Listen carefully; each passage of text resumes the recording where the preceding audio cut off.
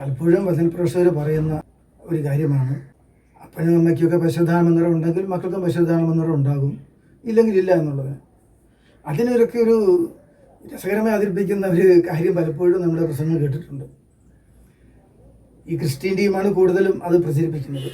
അതായത് അപ്പൻ മകന് വേണ്ടി പ്രാർത്ഥിക്കുകയാണ്, മകൻ്റെ തലയ്ക്ക് വെച്ച് അപ്പം പ്രാർത്ഥിക്കണം, പശുദ്ധാത്മേ വരണമേ വരണമേ, എൻ്റെ മകനിലേക്ക് വരണമേ, വന്ന് നിറയണമേ നിറയണമേ എന്നൊക്കെ പറഞ്ഞ് ഇങ്ങനെ വിശുദ്ധാത്മ നൽകുമെന്ന് വാഗ്ദാനമൊക്കെ അനുസ്മരിച്ച് പല വചനമൊക്കെ പറഞ്ഞ് ഇങ്ങനെ ബലം പിടിക്കുകയാണ്. എത്ര ബലം പിടിച്ചിട്ടും കൊച്ചിനൊരു മാറ്റവും ഇല്ല. അപ്പൻ ഡെയിലി പ്രാർത്ഥിക്കും, എന്നിട്ടൊരു മാറ്റവും ഇല്ല. എന്താണ് കാരണം? അപ്പനിൽ പശുദ്ധാത്മാവുണ്ടോ? പ്രാർത്ഥിക്കുന്ന കൊച്ചിനിലേക്ക് പകരപ്പെടാൻ, കൊച്ചിനിലേക്ക് പശുദ്ധാത്മം നിറയാൻ ഈ അപ്പനിൽ പശുദ്ധാത്മാവുണ്ടോ? അതാണ് ശ്രദ്ധിക്കേണ്ടത് എന്നാണ് പറയുന്നത്. അതുകൊണ്ട് പശുദ്ധാത്മാവ് ഇല്ലാതെ എങ്ങനെയെങ്കിലും ജീവിച്ച അപ്പൻ കുഞ്ഞിൻ്റെ തലയൊക്കെ വെച്ച് എത്ര പ്രാർത്ഥിച്ചാലും പശുദ്ധാത്മാവ് നിറയുകയില്ല എന്ന് തന്നെയാണ് ഇത് പറയുന്നത്. അതൊക്കെ നല്ലൊരു പോയിന്റായിട്ട് നമുക്ക് തോന്നും. വളരെ തെറ്റായ ഒരു പ്രബോധനം അതിലടങ്ങിയിട്ടുണ്ട്, വളരെ തെറ്റാണ്. പശുദ്ധാത്മാവ് കത്തോലിക്ക സഭയിലെ ഒരു അംഗത്തിലേക്ക് കടന്നു വരുന്നത് എപ്പോഴാണ്? ആരെങ്കിലും കൈവച്ച് പ്രാർത്ഥിക്കുന്നതിലൂടെയാണോ? അല്ല. സഭയുടെ പ്രബോധനം പ്രധാനം. പെന്തക്കോസ്തുകാരുടെ പ്രബോധനമോ കരിസ്മാറ്റിക്കരുടെ പ്രബോധനമോ അങ്ങനെയുള്ള ഓരോ കൾട്ടുകളുടെ പ്രബോധനമല്ല എടുക്കേണ്ടത്. പരിശുദ്ധ കത്തോലിക്ക സഭയിലൂടെയാണ് കർത്താവിൻ്റെ ശരിയായ പ്രബോധനം നടക്കുന്നത്. അത് അടിസ്ഥാനമായി അംഗീകരിക്കണം നമ്മൾ. സഭയുടെ ഔദ്യോഗിക CCC കാറ്റഗിസം കാത്തലിക് ചർച്ച് എന്ന ഗ്രന്ഥത്തിലും അതുപോലെയുള്ള ഒത്തിരിയേറെ ആധികാരികമായ പ്രബോധനങ്ങളുണ്ടല്ലോ സഭയിൽ. ആ പ്രബോധനത്തിലാണ് നമ്മൾ വിശ്വസിക്കേണ്ടത്. അതിനെ ചുവടുപിടിച്ചാണ് എല്ലാം ചെയ്യേണ്ടത്. അതിന് വിരുദ്ധമായ മറ്റൊരു പ്രബോധനം ഇൻഡയറക്റ്റായിട്ട് പകരുന്നതൊക്കെയാണ് ഇതിലൂടെ. ഏതെങ്കിലും പാസ്റ്റർ കൈവച്ച് പ്രാർത്ഥിച്ചാൽ പശുദ്ധാനം നിറഞ്ഞു എന്ന് പ്രചരിപ്പിക്കുന്നവരുണ്ട് ഇവിടെ. അത് തെറ്റാണ്. അത് വേറെ ഏതോ ആത്മാവാണ്. പശുദ്ധാത്മാവിന് അങ്ങനെ പകരപ്പെടാൻ പറ്റില്ല എന്ന് നമ്മൾ തിരുസഭ പ്രബോധിപ്പിക്കുന്നത്. തിരുസഭ പ്രബോധിപ്പിക്കുന്നതനുസരിച്ച് മാമോദീസയിലുള്ള പശുദ്ധാത്മാവിന് ലഭിക്കുന്നു, പിന്നീട് കൺഫർമേഷൻ സ്ഥൈര്യലേപനത്തിലൂടെ ലഭിക്കുന്നു.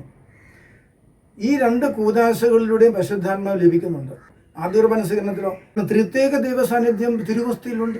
പശുദ്ധാത്മാവിനെ അകറ്റാൻ പറ്റില്ല, പിതാവിനെ അകറ്റാൻ പറ്റില്ല പുത്രൻ ശരീരത്തിൽ നിന്ന്. ത്രിത്വേക ദൈവ സാന്നിധ്യമാണ്. അപ്പോൾ കുർബാന സ്വീകരിച്ച് ജീവിക്കുന്ന ഒരാളിൽ പശുദ്ധാത്മ സാന്നിധ്യം ഉണ്ട്. അവൻ ഒരുപക്ഷെ കൈ വർപ്പിക്കാനോ വച്ച് ഈ ഭാഷാപുരത്തിലാണെന്നും പറഞ്ഞ് ഇങ്ങനെ അലമറയിടാനോ അതും ഇതുമൊക്കെ വിളിച്ചു പറയാനോ പുലമ്പാനോ ഒന്നും പറ്റുന്നില്ലായിരിക്കും.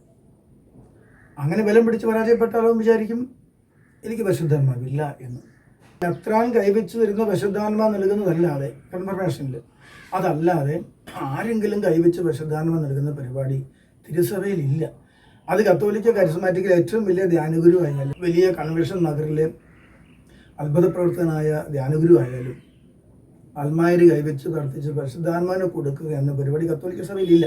മറ്റൊരു കാര്യം, കത്തോലിക്ക സഭയിലെ സീറോ മലബാർ സഭയിൽ മാത്രമുള്ള രീതിയാണ് മാമോദീസ സ്വീകരണത്തോടനുബന്ധിച്ച് കൺഫർമേഷൻ സ്വീകരിക്കുക, സ്ഥൈര്യലേപനം സ്വീകരിക്കുക. അത് ലത്തീൻ സഭ അംഗീകരിച്ചിട്ടില്ല, ആഗോള സഭ അംഗീകരിച്ചിട്ടുള്ളതല്ലത്.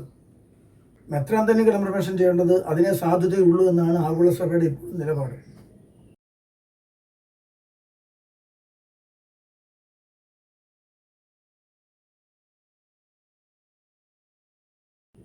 എന്തുമാകട്ടെ, അങ്ങനെ കത്തോലിക്ക സഭയിൽ മാമോദീസയോ സ്ഥൈര്യലേപനോ വഴി കൈവയ്പ് ലഭിക്കുന്നതല്ലാതെ സ്വന്തം അപ്പനോ അമ്മയോ കൈവച്ചാൽ പശുദ്ധാത്മ ലഭിക്കില്ല. പശുദ്ധാത്മ കൊടുക്കാനുള്ള, പശുദ്ധാത്മാവിനെ പകരാനുള്ള അധികാരമോ ദൗത്യമോ അപ്പനോ അമ്മയോ ആകുന്നത് വഴി ലഭിക്കുന്നില്ല. ഇനി ഒരു വലിയ പ്രസംഗവനോ അത്ഭുത പ്രവർത്തകനോ സഭയിലെ വലിയ നവീകരണ മുന്നേറ്റക്കാരനോ ആണ് അപ്പനെങ്കിൽ പശുദ്ധാത്മാവിനെ പകരാനുള്ള അധികാരം അപ്പനുണ്ടെന്നാണോ? ഇല്ല. സ്ഥൈര്യലേപനം കൊടുക്കാൻ, അതായത് പശുദ്ധാത്മാവിനെ കൊടുക്കാൻ മെത്രാന് മാത്രമേ അധികാരമുള്ളൂ.